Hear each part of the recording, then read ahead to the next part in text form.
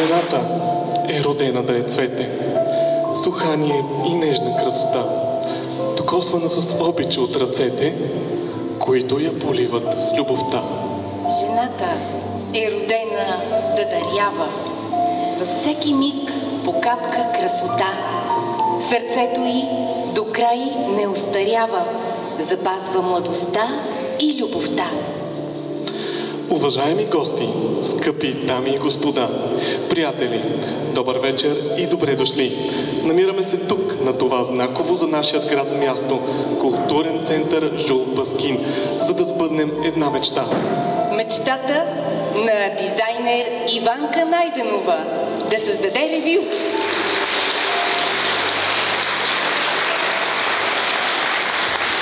Ревю празник на своите дрехи, творения.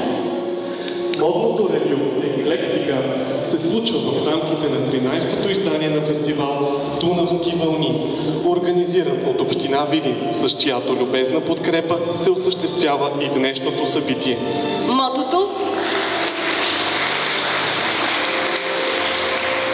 Мотото на днешното ревю е: бъди цветен, бъди себе си, живей живота, за който душата ти копнее.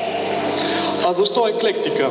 Защото в днешното модно ревю ще видим разнообразие от дрехи, шалове, модели, тъкани и материи и различни стилове, обагрени и изрисувани с помощта на различни техники, но обединени от неповторимия стил на дизайнер Иванка Найденова. Нейните дрехи подчертават женската красота, чар и сила. Всяка жена, независимо от килограми, ръст и години, ще е щастливо украсена с цветните творения и шалове от тази колекция. В новата си колекция дизайнер Иванка Найденова добавя и нова доза елегантност и шик. Днешното модно ревю ще бъде тематично разделено на 4 части. Първата част се нарича летни вибрации и включва рокли, тениски, шалове, рисувани върху памук с техниката тай-дай и обагрени в свежите цветове на лятото. Фриволност, лекота и настроение са думите, които описват най-точно тази колекция. потопете се в лятното настроение на първата ни колекция Летни вибрации. Моля за вашите аплодисменти. Приятно гледане!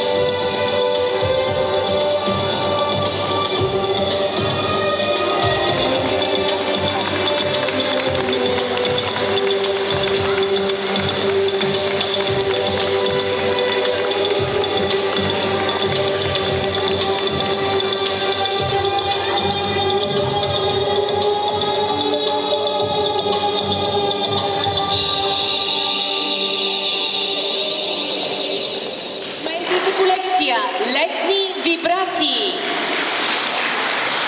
Това бяха облеклата и шаловете от нашата първа колекция, посветени на лятото и на комфорта да го празнуваме облечени красиво и удобно. Аплодисменти за нашите прекрасни момичета, които са непрофесионални модели, но впечатляват със своята отдаденост, желанието си да представят по възможно най-добрия начин красивите облекла от ревюто.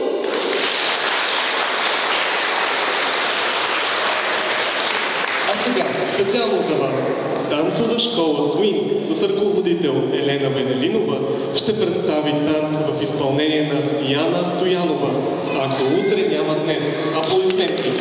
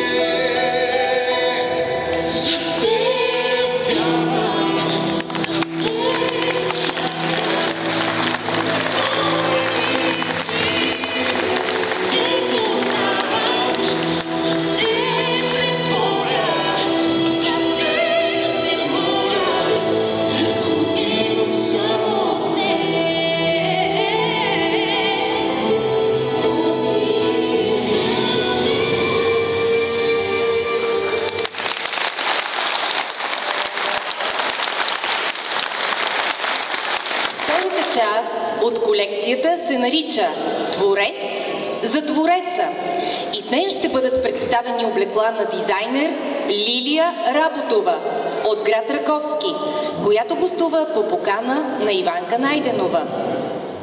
Дизайнер Лилия Работова работи и създава вече десетилетия бутикови, оригинални индивидуални облекла. Завършила е моден дизайн във Варненския университет Черноризец Храбър. Целият и творчески път е свързан с модата и нейните превъплъщения. В своя опит като дизайнер, тя е работила като моделиер в модна къща Тани, в периода, когато модната къща печели златна игла за модна къща на годината. Тя също така е била дизайнер и е работила за престижен английски бутик, а в момента е дизайнер в свой собствен бутик. Нейното мото е: всяка жена е една магия, а всяка дреха е нейната стихия. А сега, нека видим модната колекция Творец за Твореца. Моля за вашите аплодисменти.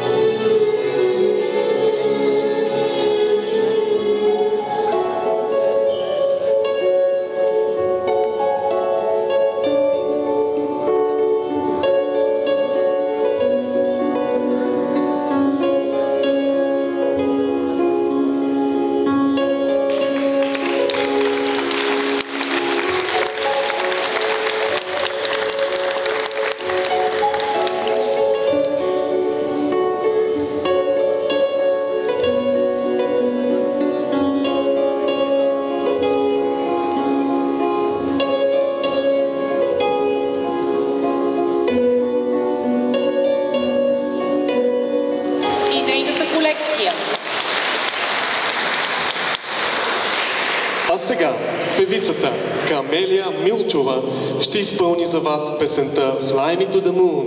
Аплодисменти, моля!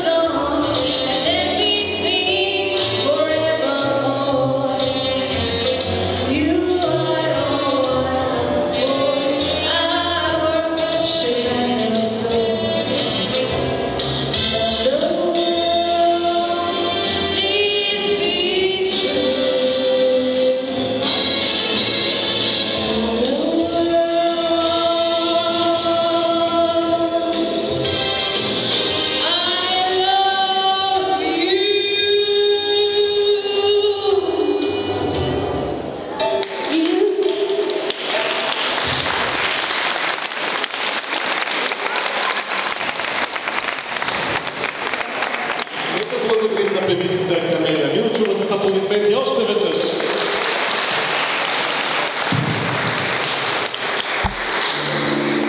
Днес тихо открехнах скрина на баба. От нейните шалове започнаха да никнат цветя. После си спомних моминските рокли на мама. Вятърът беше рисувал слънца.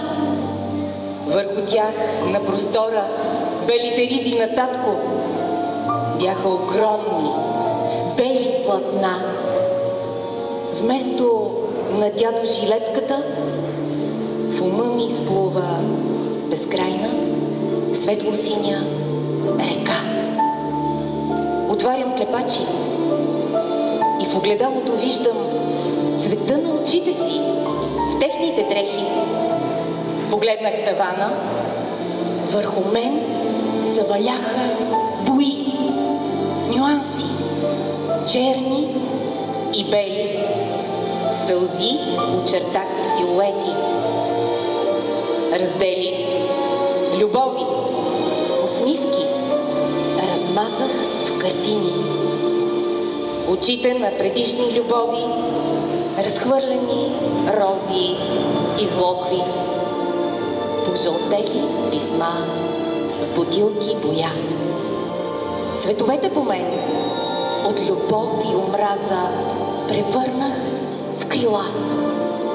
Поех по реката. Летя като кораб с бели платна, водопади и мътно-лилави течения. Дори под водата откривах цветя. Дори през нощта всички звезди бяха слънца. Вече няма стени, а само вуали сията пеперудени. И все по-свободна с боите намирам спасение. С цветове от целия свят ще рисувам за теб красота върху моите любими бели платна. Радослав Гизгинджиев специално написа този стих за Иванка Найденова и нейния талант. Аплодисменти!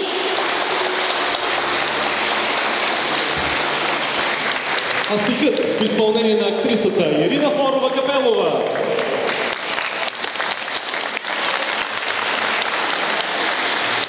Младата дизайнерка Иванка Найденова завършва магистърска степен със специалност мода и мениджмънт в модата във Варненският свободен университет Черноризец Храбър, като придобива квалификация учител по рисуване.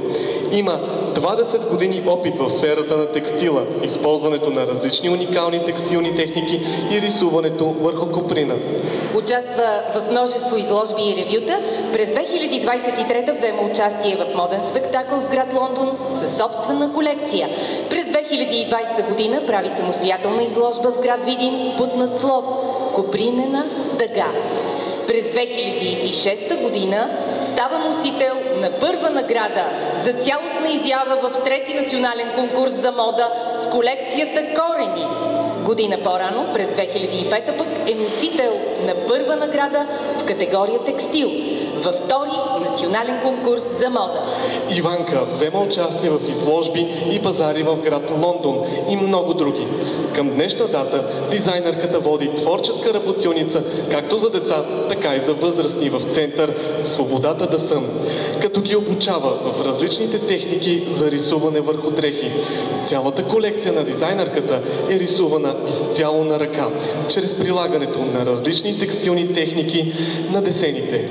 Вдъхновена от природата, дизайнер Иванка Найденова е заложила на синия цвят за водещ в своята колекция, а в много от тоалетите ще откриете пеперудата, като символ на метаморфозата и прераждането. Прераждане е името на тази трета част от нашето ревю, където ще видим 20 модела, създадени от дизайнер Иванка Найденова. Дрехи, обагрени в синьо, вдъхновени от дълбоките сини води на река Дунав и небето, което се оглежда в тях. В древен Египет синьото е заемало специално място. Било е символ на боговете и на истината. А също така, според фъншуи, синият цвят е чудесен избор за медитация. Освен това, внушава чувство на мистерия и отваря съзнанието ни. В тази трета част с прекрасното име "Прераждане" ще имаме удоволствието също така да видим и няколко модела от мини-колекцията "Заедно", в която са включени ансамбли, подходящи за майки с деца.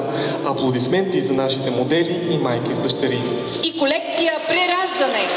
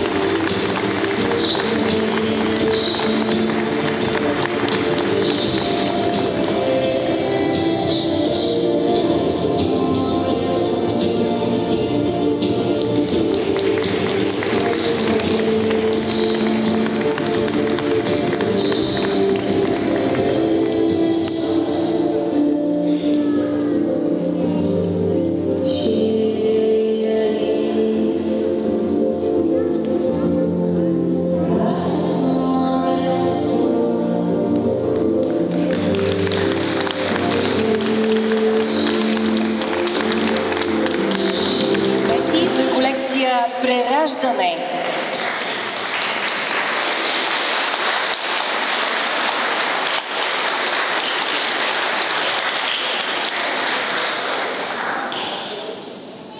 Колко си хубава, Господи, колко си хубава. Колко са хубави ръцете ти и нозете ти, колко са хубави. И очите ти, колко са хубави. И косите ти, колко са хубави. Колко си хубава. Господи, колко си истинска. В последната част от нашето ревю ще видим прекрасни рокли, вдъхновени от водните стихии. Затова и облеклата в нея са обединени под надслова стихии. Стихиите водни, огнени, природни вдъхновяват Иванка Найденова със своите форми, излъчване и енергия при създаването на всяка от 6 рокли в тази колекция. Съществуват 4 стихии и един свързващ елемент. Жената е 5-ият елемент. Връзката между непокорството и смирението, между силата да изпепелиш, да сринеш, да опустошиш всяка пречка пред теб и едновременно да подкрепиш и да вдъхнеш живот на нещо дори вече изгубено. Всяка една стихия има неописуема сила, която се проявява чрез дивата жена. Жената, която чува зова на душата. Скъпи, прекрасни дами, каним ви да преминете заедно с нас през всичките стихии и да преоткриете себе си чрез прекрасните тоалети, създадени от талантливите ръце на дизайнер Иванка Найденова. Бъдете себе си. Живейте живота, за който душата ви копнее. Аплодисменти за моделите на колекция стихии. Последната, заключителна част от нашето ревю.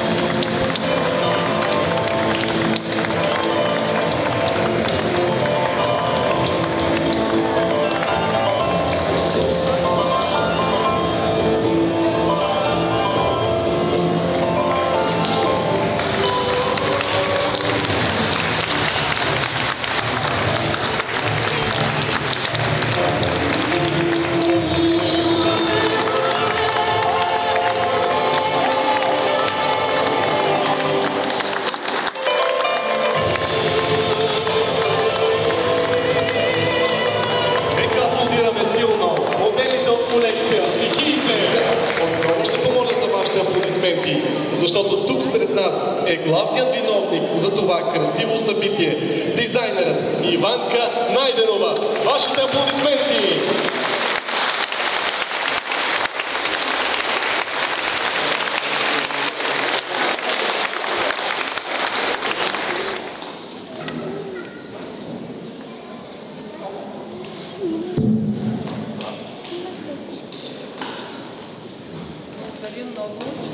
От сърце беше много емоционално за мен.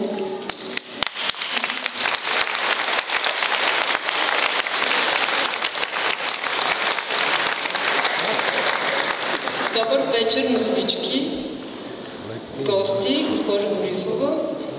Това ревю стана възможно благодарение на усилията на страшно много хора и институции, на които най-сърдечно искам да благодаря. Той е част от събитията, включени в фестивал Дунавски вълни, реализирано от община Видин. Благодаря на община Видин и специално на доктор Цветан Ценков,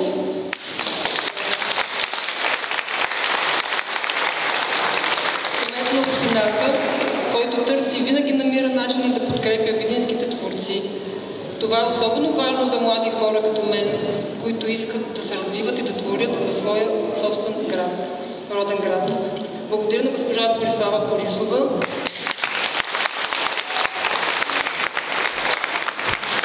Заместник директор по парламентарна дейност и социални политики в община Видин. Уважаема госпожо Борисова, моля, заповядайте при мен.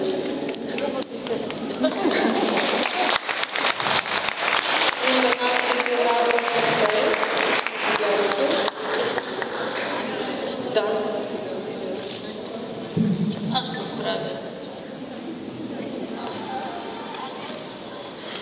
Госпожо Найденова, уважаеми съграждани и гости, тук в културен център Жълпаскин, човек се чувства прекрасно след толкова много цветя. Аплодисменти за тях.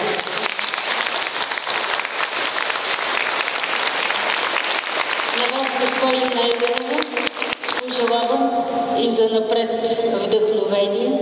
Продължавате да мечтаете и обещавам, че община Видин ще продължи да сбъдва мечти чрез фестивали, чрез богатия културен календар. Годините са пред нас.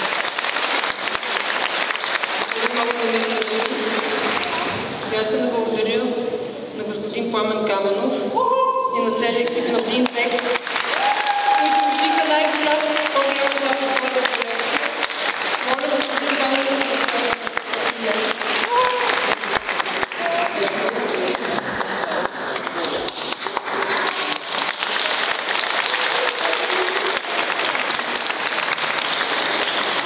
Аз много благодаря за тази награда. За мен тя е много символична. Не съм предполагал, че аз ще говоря още повече след Лоби Борисова. Смятам, че видяхме нещо страхотно, изключително. Спомних си неволно това в една песен, дето се пееше в този град, в който аз съм роден, за мнозина на вятро е скучен. Такива неща, които се случват в нашия град, доказвам точно обратно. Едно такова събитие е страхотен контрапункт на наложилото се мнение, че в града не се случва нищо. Случват се страхотни неща, защото хората, ние като живеем тук, сме страхотни. Благодаря.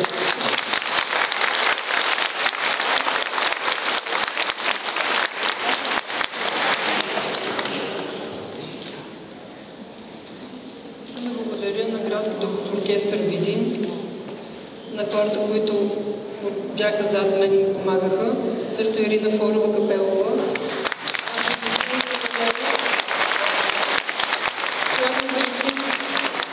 По-голямата част от синагогата. Ивайло Петков.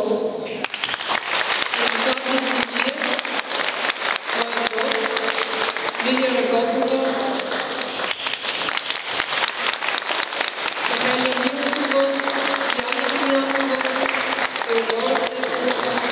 Зарони Кодимова, Люси Кърванова, Изабел Петрова, моите приятели, които съблюдават аудитории, всеки модел груп, агенция на Северозапада и моите спонсори, Хотел Бономия, ресторан Класик, Видин, Бърдо Брайан на Ловалка Гавна и благодаря на всички